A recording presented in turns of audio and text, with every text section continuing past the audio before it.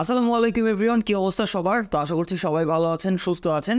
তো মোটামুটি মাসখানেক আগে কিন্তু আমি এই ফোনটির একটা পোস্ট করেছিলাম, যেটি আমি নিজে পার্সোনাল ইউজের জন্য নিচ্ছি। মডেলটা হচ্ছে iQOO Neo 9। তো এটা নিয়ে কিন্তু মডেল নিয়ে অনেক কনফিউশন আছে সবার মধ্যেই। সো আপনারা সবসময় দুইটা জিনিস মাথায় রাখবেন, যে যেটা স্ন্যাপড্রাগন ভেরিয়েন্ট সেটা হচ্ছে iQOO Neo 9, আর যেটা হচ্ছে মিডিয়াটেকের বা ডায়মন্ডসিটি ভেরিয়েন্ট সেটা হচ্ছে Neo 9 Pro। মানে এটা হচ্ছে চাইনিজ iQOO Neo 9, যেটা 12/256 জিবি ভেরিয়েন্ট। বাংলাদেশে মোটামুটি অ্যাভেলেবেল এখন পাওয়া যাচ্ছে অ্যারাউন্ড 43,000 টাকা সামথিংয়ে। সো আমি এইরকম বাজেট রেঞ্জের মধ্যে এটি কিনেছিলাম। তো মোটামুটি 1 মাস ব্যবহারের পরে আজকে কিন্তু এটার একটা ইউজার এক্সপিরিয়েন্স আপনাদের সাথে শেয়ার করব। তো একদম টিপিক্যাল স্পেক রিভিউ না, এটাতে আমার এক্সপিরিয়েন্সগুলো আমি শেয়ার করব, যে কী কী প্রবলেমে পড়েছি বা কী কী বেটার রয়েছে এই ফোনটিতে। সো আশা করছি আপনাদের ভিডিওটি ভালো লাগবে। ভালো লেগে থাকলে like, comment, share and subscribe করে পাশেই থাকবেন। সো বেশি কথা না বলে চলুন আজকের ভিডিও শুরু করা যায়।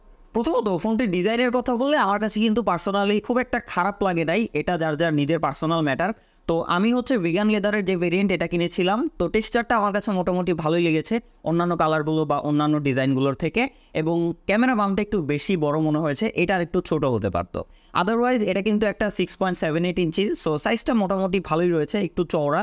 এক হাতে খুব একটা খারাপ লাগে না, ভালোই গ্রিপ পাওয়া যায়, এবং হচ্ছে একদমই ফ্ল্যাট ডিসপ্লে হওয়ার কারণে এটাতে কিন্তু আপনারা প্রোটেক্টর বা আদার্স যেসব জিনিসগুলো রয়েছে সেগুলোর ক্ষেত্রেও খুব একটা প্যারা খাবেন না। এবং তার সাথে 196 গ্রাম হওয়ার কারণে একটু হেভি মনে হলেও ওভারঅল ওয়েট ডিস্ট্রিবিউশনটা কিন্তু ভালোই রয়েছে। পুশ অ্যান্ড বাটন মোটামুটি সব কিছুই আপনারা পেয়ে যাবেন। রাইট সাইডের পাওয়ার বাটন, ভলিউম বাটন, ওপর দিকে ear blaster, secondary noise cancellation mic, এবং নিচের দিকে হচ্ছে dual SIM card tray, type C, এবং হচ্ছে স্পিকার গিল। তবে এখানে 3.5 এর সাপোর্ট পাচ্ছেন না। সামনের দিকে আসলে এর ফিঙ্গারপ্রিন্ট সেন্সরটা একটু বেশি নিচে মনে হয়েছে, তবে কয়েকদিন ইউজ করার পরে আমি মোটামুটি এটাতে ইউজ টু হয়ে গেছিলাম, এবং এটা যথেষ্ট ফাস্ট অ্যান্ড অ্যাকুরেট। এবং স্ক্রিনটি অন করলে আপনাদের চোখে পড়বে মিনিমাল বেজেল, যেটা আমার কাছে ভালোই মনে হয়েছে। চারিদিকে সিমেট্রিক্যাল রয়েছে, কোনো দিকে বেশি বা কম নেই। তবে একদম ডিরেক্টলি চোখে পড়বে এর যে ফ্রন্ট ক্যামেরাটি রয়েছে সেটি, এর বেজেলটা একটু বেশি মনে হয়েছে অন্যান্য এই বাজেটের ফ্রন্ট ক্যামেরার যেই বেজেলগুলো রয়েছে সেগুলোর থেকে।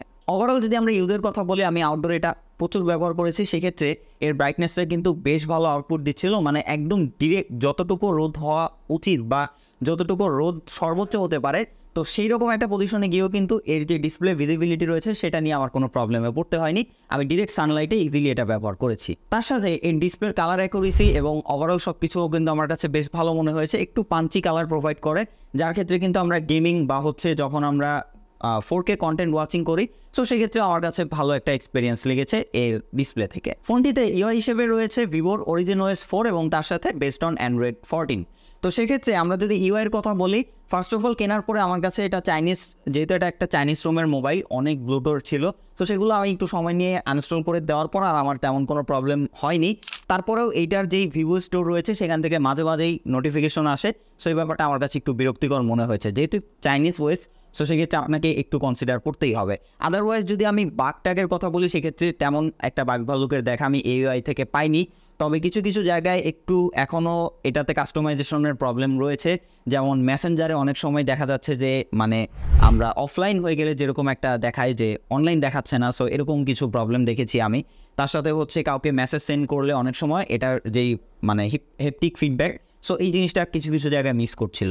তো এরকম টুকটাক কয়েক জায়গায় আমি এর হেপটিক ফিডব্যাক বা সাউন্ডের মিসিং পেয়েছি। এটা খুব বেশি আহামরি সমস্যার ক্ষেত্র এরকম কিছু না। এবং যদি আমরা হচ্ছে যে নোটিফিকেশনের কথা বলি, সেটা মোটামুটি ঠিকই ছিল। অনেকেই বলেছিলেন যে মেসেঞ্জার বা হোয়াটসঅ্যাপের নোটিফিকেশন ঠিকঠাক মতো আসে না, বাট আমার কাছে তেমন কোনো প্রবলেম মনে হয়নি। আমি মোটামুটি সবসময় এর মেসেজ নোটিফিকেশন বা কল আসলে সেগুলো পেয়েছি। পারফরমেন্সের কথা বললে আপনারা তো জানেনই, এটাতে ব্যবহার করা হয়েছে লাস্ট ইয়ারের লেটেস্ট প্রসেসর স্ন্যাপড্রাগন 8 Gen 2। তার সাথে কিন্তু এটাতে 12/256 জিবি LPDDR5X র্যাম রয়েছে, UFS 2.4 রয়েছে। সো প্রসেসর বা হচ্ছে পারফরমেন্সের দিক থেকে টপ নচ একটা কনফিগারেশন পাবেন আপনারা এই ফোনটি থেকে। সো সেক্ষেত্রে আমরা এটা দিয়ে কিন্তু হেভি হেভি গেমগুলো প্লে করেছি। যেমন এই কয়েকদিন আমি মোটামুটি পাবজি খেলেছি, অনেক অ্যাসপাল্ট 9 খেলেছি। পাবজিতে আপনারা 120 পিস পর্যন্ত সাপোর্ট পাবেন, যেটা কিন্তু একদম বাটার স্মুথ ছিল। আপনি যদি এর আগে কখনো না খেলে থাকেন, আপনার কাছে কিন্তু অনেকটাই আর্টিফিশিয়াল টাইপের মনে হবে, বাট আসলেই এটা দিয়ে 120 FPS খেললে খুবই স্মুথ লাগে। এবং তার সাথে ফ্রেম ড্রপ বা হচ্ছে ল্যাগ শাটারিং এগুলোর দেখা কিন্তু তেমন একটা পাইনি। এবং তার সাথে এর কিছু স্মার্ট ফিচার্স রয়েছে যেগুলো কিন্তু গেমিংয়ে অনেকটাই হেল্প করে। যেমন আপনারা যদি এর গেম টার্বো মোডটা অন করেন, সেক্ষেত্রে অনেক ফাংশন পেয়ে যাবেন, ভয়েস চেঞ্জ থেকে শুরু করে ডিসপ্লে এনহ্যান্সমেন্ট, তার সাথে হচ্ছে এর যে টার্বো মোড রয়েছে। এবং তাই এছাড়াও এখানে আপনারা কিন্তু ব্রাইটনেস বাড়ানো বা হচ্ছে কালার বাড়ানোর অপশন পাবেন, তাছাড়া ফ্রেম রেট বাড়ানোর অপশন পাবেন, টাচ স্যাম্পলিং রেট বাড়ানোর অপশন পাবেন। সো ওভারঅল এখানে কিন্তু অনেকগুলো গেমিং মোড রয়েছে যেগুলো কিন্তু গেমের ক্ষেত্রে অনেকটা হেল্প করেছে। তার সাথে এখানে হেপটিক ফিডব্যাকেরও একটা অপশন রয়েছে, সো যেটা কিন্তু আপনারা এক্সট্রাভাবে এই গেম মোড থেকে অন করতে পারবেন। সো গেমিংয়ের ক্ষেত্রেও এই ফোনটি কিন্তু আমাকে অনেক হেল্প করেছে গেমিং মোডগুলো। তার সাথে যদি আমরা পারফরমেন্সের কথা বলি, সো পারফরমেন্সও একদম টপ নচ পাবেন এই প্রসেসর থেকে। এবং হিটিংয়ের কথা বললে, সো হিটিংটা কিন্তু এর ভ্যাপার কুলিং সিস্টেমটা বেশ ভালোভাবে ম্যানেজ করতে পেরেছে। আমরা কোনো রকম এখন কিন্তু বাংলাদেশে অনেক ভালোই গরম পড়ছে, সো সেই জায়গা থেকেও এই ফোনটি কিন্তু ওভারহিটের মতো কোনো প্রবলেম আমি দেখিনি। ডিরেক্টলি আমি কভার খুলে জাস্ট ফোন ধরে গেম খেলেছি, সো সেক্ষেত্রে আমার কাছে ওভারহিট পর্যায়ে এই ফোনটি কখনোই যায়নি 120 FPS বা 90 FPS গেম প্লে করলেও। সো 30-40 মিনিট গেম প্লে করলে সেক্ষেত্রে দেখা যায় আপনার হিটিংটা অ্যারাউন্ড 39 বা 40 ডিগ্রি পর্যন্তই যাচ্ছিল, এর বেশি কিন্তু যাচ্ছিল না। সো এবং পারফরমেন্স ড্রপ করারও তেমন কোনো প্রবলেম দেখিনি টুকটাক হিট হওয়ার পরে। সো ওভারঅল এই ফোনটি কিনে কিন্তু আপনার হিটিং নিয়েও কোনো রকম প্রবলেমে পড়তে হচ্ছে না। সো ক্যামেরা হিসেবে এই ফোনটিতে ব্যবহার করা হয়েছে ডুয়েল ক্যামেরা সেটআপ, একটা 50 আর একটা হচ্ছে 2, এবং সামনের দিকে 16 মেগাপিক্সেলের ফ্রন্ট ক্যামেরা। তো ক্যামেরা পারফরমেন্সের কথা বলে প্রথমে আমার ভালো লাগার সেক্টরটা নিয়ে কথা বলি। এই ফোনটি ইউজ করে আমার কাছে সব থেকে যেটা ভালো লেগেছে সেটা হচ্ছে এর পোর্ট্রেট মোড। সো পোর্ট্রেট মোডটা কিন্তু আমার কাছে বেশ ইমপ্রেস করেছে, বিশেষ করে নাইটেও যদি আমরা ছবি তুলি মোটামুটি আলো থাকলেই কিন্তু বেশ ভালো পিকচার আউটপুট দিচ্ছিল এই ফোনটি। আমি হচ্ছে আমার লাস্ট ইউজ করা স্যামসাং S21 এর সাথে কম্পেয়ার করেছি, আইফোন 12 এর সাথে কম্পেয়ার করেছি, তো মোস্ট অফ দ্য টাইম একদম ওগুলোর থেকে অনেকটাই বেটার পিকচার আউটপুট দিচ্ছিল এই ফোনের ক্যামেরা। এজ ডিটেকশন বেশ ভালো ছিল, তার সাথে যেই ডিটেলের পরিমাণ সেটাও বেশ ভালোই ধরে রাখতে পারে।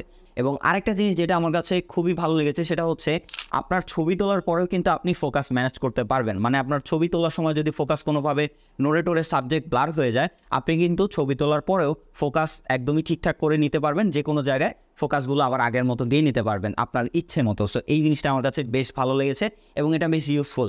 আমি অনেক সময় দেখা গেছে ছবি তুলেছি তখন ব্যাপারটা খেয়াল করিনি, বাট যখন বাসায় এসে ছবিগুলো দেখেছি ব্লার হয়ে গেছে, তখন কিন্তু আমি নিজের মতো পার্সোনালি এটাকে ম্যানুয়ালি সেট করে নিয়েছি, ফোকাস করে নিয়েছি।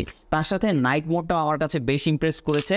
আমি অন্যান্য ফোন S21, আইফোন 12 এগুলোর সাথেও কম্পেয়ার করে দেখেছি, নাইট মোড এর মারাত্মক ভালো। আপনারা যদি নাইট মোডে ছবি তোলেন নর্মালের থেকে অনেক ভালো পিকচার আউটপুট পাবেন। মানে দেখে মনে হবে না এটা রাতে তোলা, মনে হবে সন্ধ্যা বা ভোরের দিকের ছবি তোলা, এরকম কোয়ালিটির আউটপুট দিয়েছে। একটু স্মুথ করে ফেললেও কিন্তু ছবি দেখতে বেশ ভালো এবং ডিটেলের পরিমাণ ভালোই ছিল। ফাইনালি কথা বলা যাক এর হচ্ছে আলট্রা ওয়াইড সেন্সর নিয়ে। তো এইটার রাতের বেলার পারফরমেন্স খুব একটা ভালো আমার কাছে মনে হয়নি, মানে একদমই যদি আলো না থাকে ইউজেবল ছবি আপনারা এটা থেকে পাবেন না। তবে ফ্রন্ট ক্যামেরা দিয়ে মোটামুটি নাইট ছবি ভালোই ছিল। আদারওয়াইজ যদি হচ্ছে আমরা ডে লাইটের ছবির কথা বলি, সো ডে লাইটের এর মেন ক্যামেরার পারফরমেন্স বেশ ভালো ছিল, লাইটটা বেশ ভালো মতোই ম্যানেজ করতে পারছিল, ডাইনামিক রেঞ্জ একটু হিমশিম খেলেও ওভারঅল ছবিটা প্রসেস করার পর মোটামুটি ভালোই একটা ইউজেবল ছবি পাওয়া যায়। তার সাথে হচ্ছে ডিটেলের পরিমাণ বেশ ভালো ছিল, কালারটা একটু ওয়ার্মের দিকে। তাছাড়া ভিভোর একটা একটু সফট টাইপের একটা টোন রয়েছে, সো এটা আপনি প্রত্যেকটা কিন্তু পিকচারেই খেয়াল করবেন। আদারওয়াইজ যদি ডে লাইটের আলট্রা ওয়াইডের কথা বলি, সেখানে আলট্রা ওয়াইডটা ভালোই সাপোর্ট দিচ্ছিল। আলট্রা ওয়াইড ক্যামেরাটা আমার কাছে ডে লাইটে ইউজেবল মনে হয়েছে। এবং যদি কালারের কথা বলি, সেটা মোটামুটি এর মেন ক্যামেরার দিকেই যাচ্ছিল, তবে কিছুটা ঘাটতি ডিটেলসে এবং কালারে অবশ্যই এটাতে রয়েছে, এবং ডাইনামিক রেঞ্জটাও একটু হিমশিম খাচ্ছিল এর আলট্রা ওয়াইড রেঞ্জ। তো ওভারঅল সব কিছু মিলিয়ে এই ফোনের মেন ক্যামেরা সেন্সরটা আমার কাছে বেশ ভালো মনে হয়েছে, তবে আলট্রা ওয়াইডটা ইমপ্রুভের অনেকটাই জায়গা ছিল। ফ্রন্ট ক্যামেরা নিয়ে কথা বললে ডে লাইটে মোটামুটি ঠিকঠাক, তবে আলো কমে গেলেই এর কোয়ালিটি অনেকটাই ডাউন হয়ে যায়। এর সব কিছু ভালো থাকলেও আমার কাছে ফ্রন্ট ক্যামেরাটা খুব একটা ভালো মনে হয়নি। ভিডিও কল থেকে শুরু করে যদি আমরা ছবি তুলি সেক্ষেত্রে কিন্তু একটু ওভার শার্পনিং করছিল এবং তার সাথে ফেসের জায়গায় জায়গায় স্মুথ করে ফেলছিল, সেই ব্যাপারটা বেশ ভালোই লক্ষণীয়। ভিডিওর কথা বলে ফোনটির ব্যাক ক্যামেরা দিয়ে আপনারা 8K পর্যন্ত ভিডিও করতে পারবেন 30 FPS-এ, তবে আমার কাছে 4K 60টাই বেশি সুইটেবল মনে হয়েছে। সেক্ষেত্রে যদি লাইটের পরিমাণ ভালো থাকে ডে লাইটে, আপনারা কিন্তু মোটামুটি ভালোই ভিডিও করতে পারবেন এটি দিয়ে। EIS থাকার কারণে ভিডিও স্ট্যাবল ছিল ভালোই। আমি হচ্ছে এটা দিয়ে আউটডোরে মোটামুটি ভালোই ভিডিও করেছি, সেক্ষেত্রে কিন্তু হচ্ছে ডাইনামিক রেঞ্জটা ভালোই ম্যানেজ করতে পারে, তার সাথে খুব বেশি সেইটি থাকে না, স্ট্যাবল ভিডিও করতে পারবেন। এবং হচ্ছে যে লাইভ ম্যানেজ সেটাও ঠিকঠাক রয়েছে, তবে কালারটা শিফট করছিল, মানে আপনার সিচুয়েশন অনুযায়ী যদি আপনি ক্যামেরা মুভ করেন তাহলে আমি দেখেছি যে কালারটা কিছুটা কোনো জায়গায় ওয়ার্ম বা কোনো জায়গায় কুল করে দিচ্ছিল, এটা অটোমেটিকলি কালার শিফট করছিল। আদারওয়াইজ সব কিছু মিলিয়ে ভিডিওর কথা বললে আপনার কনফিগারেশন এবং তার সাথে প্র্যাকটিক্যাল লাইফের ইউজ হিসেবে এটার ভিডিও কোয়ালিটি ভালোই ছিল। সো সব কিছু মিলিয়ে ব্যাক ক্যামেরার কথা বললে এই বাজেটে যে কোনো ফোনকে বিট করার মতো ক্যামেরা এটিতে দেওয়া হয়েছে, তবে ফ্রন্ট ক্যামেরায় অবশ্যই কিছুটা পিছিয়ে থাকবে। এবার কথা বলি যদি এর ব্যাটারি নিয়ে, এতে ব্যবহার করা হয়েছে 5100 সামথিংয়ের একটি ব্যাটারি। সেক্ষেত্রে হচ্ছে এটাতে 120 ওয়াটের চার্জিং অ্যাডাপ্টার রয়েছে, মোটামুটি 45 মিনিটে কিন্তু ফুল চার্জ হয়ে যায় এবং একবার চার্জ দিলে আপনারা অ্যারাউন্ড 7.5 থেকে 8 ঘন্টার স্ক্রিন অন টাইম পাবেন এই ফোনটি থেকে, এবং যদি নর্মাল ইউজ করেন ইজিলি 1.5 দিনের একটি ব্যাটারি ব্যাকআপ পাবেন এই ফোনের ব্যাটারি থেকে। তো ওভারঅল সব কিছু মিলিয়ে আমি যদি আমার মতামত প্রকাশ করি এই ফোনটির ক্ষেত্রে, অ্যারাউন্ড 40 থেকে 42-43 হাজার টাকার মধ্যে এই ফোনটি কিন্তু বেশ ভালো একটা স্ট্রং পজিশনে থাকবে। এর পারফরমেন্স, ক্যামেরা, ডিসপ্লে বা ব্যাটারি ব্যাকআপ বা হচ্ছে চার্জিং, তো সব কিছু মিলিয়ে কিন্তু বেশ ভালো একটা পজিশনে রয়েছে এই ফোনটি। তো আমার কাছে মনে হয় যে এখন প্রাইস রেঞ্জটা একটু বেশি, আমি শুনছি 43-45 হাজার টাকা অনেকেই নিচ্ছে, কারণ এটার কিন্তু সাপ্লাই খুব একটা মার্কেটে পাওয়া যাচ্ছে না। সো আমি বলবো যে আরেকটু অপেক্ষা করে এটা অ্যারাউন্ড 40,000 সামথিংয়ে আসলে তখন আপনারা চাইলে এই ফোনটি নিতে পারেন, ভালো একটা ডিল হতে পারে যে কারোর জন্য। ক্যামেরার দিক থেকেও বা হচ্ছে ব্যাটারি ব্যাকআপ বা ইউজার এক্সপিরিয়েন্স বা পারফরমেন্সের দিক থেকে সব দিক থেকেই কিন্তু বেশ ভালো একটা পজিশনে থাকবে এই ফোনটি। তো আজকের ভিডিও এই পর্যন্তই, দেখা হচ্ছে নেক্সট কোনো ভিডিওতে। সো সে পর্যন্ত সবাই ভালো থাকবেন, সবাই সুস্থ থাকবেন, খোদা হাফেজ।